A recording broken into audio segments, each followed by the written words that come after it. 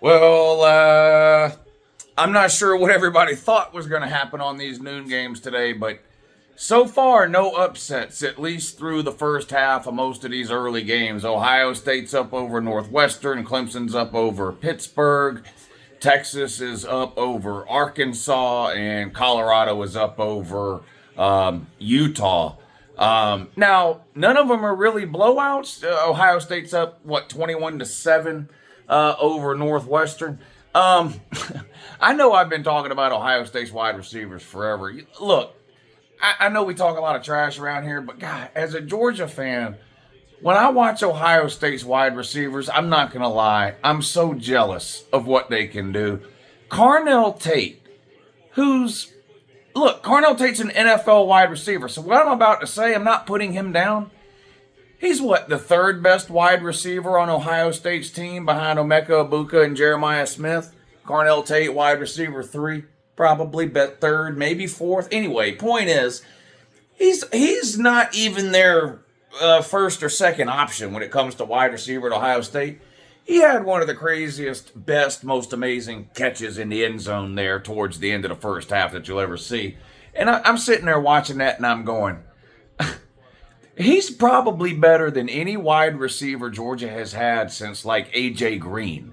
And that was back in 2007, 2008. And he's their third option this year. And it just seems like that way every year with Ohio State. But anyway, they're up 21-7 over Northwestern. That was a pay-lose situation. I got lucky. Well, maybe one of the reasons I'm so high on Carnell Tate after that touchdown, I had Ohio State team total over 20 points in the first half. And they were sitting at 14 with a minute to go until Carnell Tate made that amazing catch in the end zone to put Ohio State at 21, which for you Tennessee fans that might be watching, 21 is more than 20.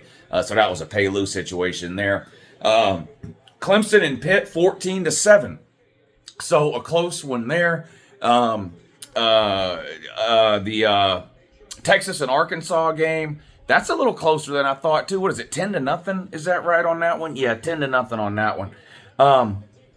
I will be live streaming tonight, by the way, the primetime games, Georgia versus Tennessee. The rest of the primetime games will go live tonight at 7:30. That's over on the Patreon page. So most of you, or some of you, are members of the Patreon. You know the deal. I'll post a link on Patreon around 7:15. Just head over to the Patreon page, click the link, and it'll take you to the live stream. If you're not on the Patreon page yet and you want to check it out, there's a link in the description of this video that'll take you over there. You can have a look around.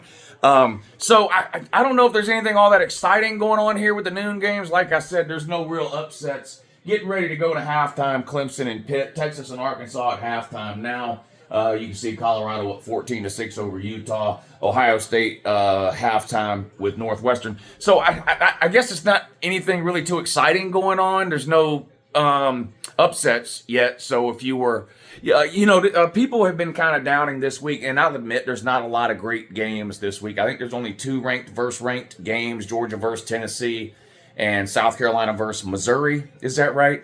Anyway, people kind of downing this week that there's not a lot of great games. Sometimes in the world of college football, those are the kinds of weekends that end up being the craziest, weird upsets or whatever. So far, at least in the early games at noon, it doesn't look like that. All the favorites are winning so far at noon. But some of the games are close, so who knows? We'll see what happens in the second half. You got LSU and Florida playing this afternoon at, 3:30 or 4. Lagway's getting the start for Florida. Some people are on Florida in that one. LSU's a small favorite, 3 or 4 points.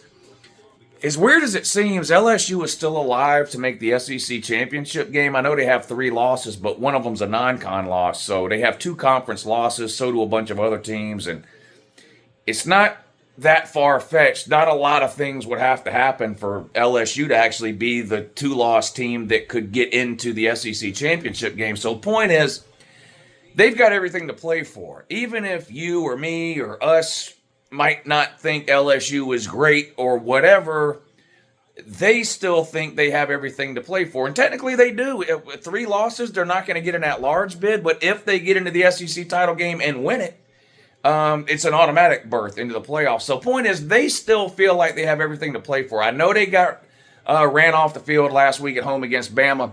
But Florida got destroyed last week, too, on the road at Texas. Now, they didn't have Lagway, and this week they do.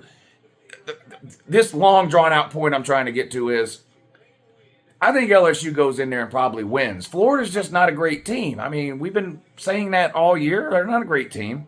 LSU's clearly there hasn't been a single point this season where anybody has go, yeah, I think Florida might be better than LSU. No.